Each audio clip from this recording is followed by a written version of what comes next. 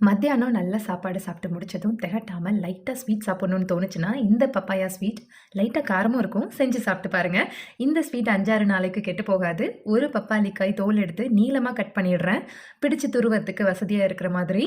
உள்பக்கம் சீட்ஸ் வர்றதுக்கு வெள்ளையா இருக்கும்ல, அத கத்தி வச்சு சொரண்டி எடுத்துட்டு 2 தடவ தண்ணீல நல்லா கழுவிடுறேன். கிரேட்டர்ல சின்ன ஹோல் வேணாம், பெரிய ஹோல்ல காய் ஃபுல்லா துருவி வச்சிடுறேன். அவ்வளோதான் ப்ரிப்பரேஷன். இப்போ ஒரு பேன் சூடு பண்ணிட்டு எண்ணெய் விட்டு கடுகு, உளுந்து, ஒரே ஒரு காஞ்ச மிளகாய் பிச்சு போட்டு துருவி வச்ச பப்பாளி காய் சேர்த்து கலந்து விடுறேன்.